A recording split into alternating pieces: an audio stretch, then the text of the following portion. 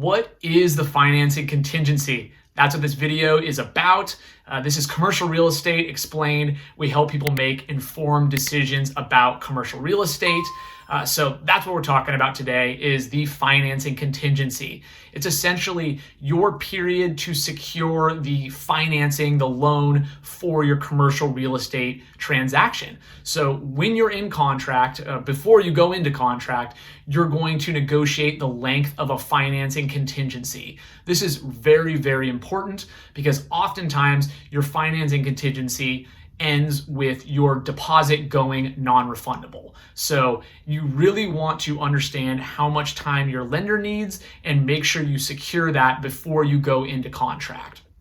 So first thing to do is make sure you talk to your lender. Make sure you have a specialist, someone who's experienced, and ask them based on their experience, how much time are you going to need to be very, very confident in being able to make this loan happen.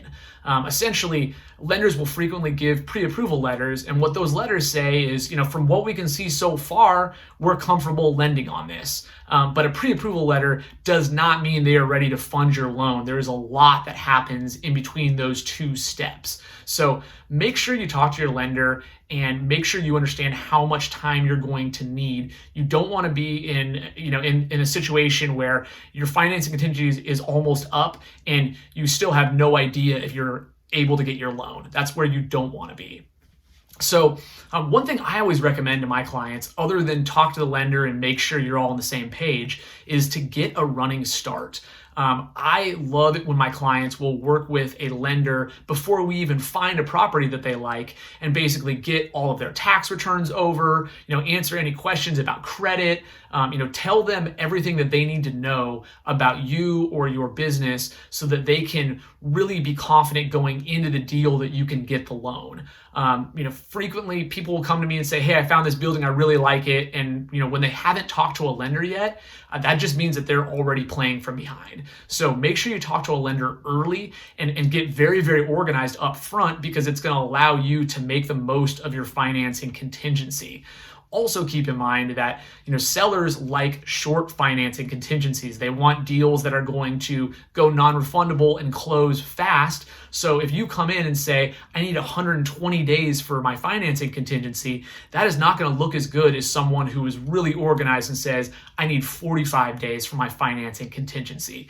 This means it's going to give you a negotiating, kind of a leg up on the competition if you're organized and if your lender is really ready to go when you go into contract.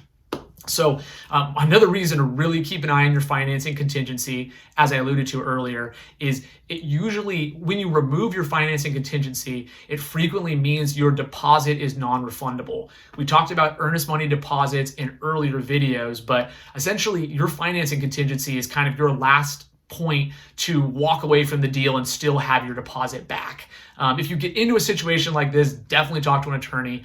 I'm not an attorney, but the reason to keep your eye on the financing contingency is that often dictates when your deposit goes non-refundable.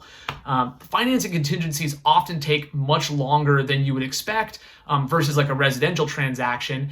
There's just more that goes into a commercial loan. One of those items is a phase 1 environmental. We're going to talk about that in another video. You're also going to have to get a commercial appraisal. These frequently take longer than residential appraisals. So once again, if I can stress one thing, it's before you go into contract, understand how much time you need for your financing contingency, and then make sure you do as much as you can up front so that you're prepared. So thank you so much for tuning into this video. If you got any value, please hit subscribe. I would really appreciate it.